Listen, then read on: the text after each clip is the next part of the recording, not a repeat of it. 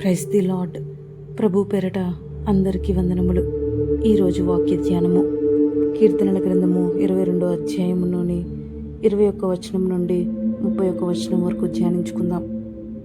సింహపు నోటి నుండి నన్ను రక్షింపుము, గుర్రుపోతుల కొమ్ములలో నుండి నన్ను రక్షించి నాకు ఉత్తరం ఇచ్చి ఉన్నావు. నీ నామమును నా సహోదరులకు ప్రచురపరచెదను, సమాజ మధ్యమున నిన్ను స్తుతించెదను.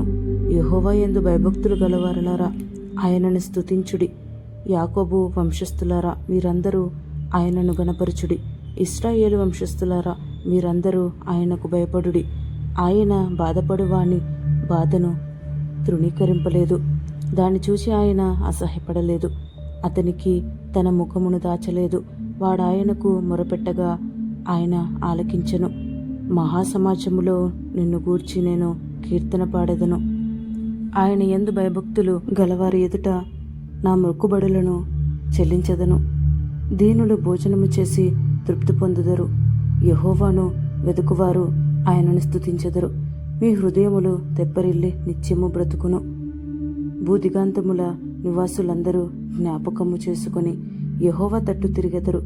అన్యజనుల వంశస్థులందరూ నీ సన్నిధిని నమస్కారము చేసెదరు. రాజ్యము యెహోవాదే, అన్యజనులలో ఏలువాడు ఆయనే. భూమి మీద వర్ధిల్లుచున్న వారందరూ అన్నపానములు పుచ్చుకొనుచు నమస్కారము చేసెదరు. తమ ప్రాణము కాపాడుకొనలేక మట్టిపాలగు వారందరూ ఆయన సన్నిధిని మోకరించెదరు. ఒక సంతతి వారు ఆయనను సేవించెదరు. రాబో తరమునకు ప్రభువును గూర్చి వివరింతురు. వారు వచ్చి ఆయన దీని చేసెనని పుట్టబోవు ప్రజలకు తెలియజేతురు. ఆయన నీతిని వారికి ప్రచురపరచుదురు. ఆమేన్. ప్రియ సహోదరి సహోదరుడా, వాక్యం ద్వారా మీరందరూ ఆత్మీయ జీవితంలో బలపడుతున్నారని నమ్ముతున్నాను. ఈరోజు వాగ్దానము లాంగ్ వీడియో పోస్ట్ చేశాను.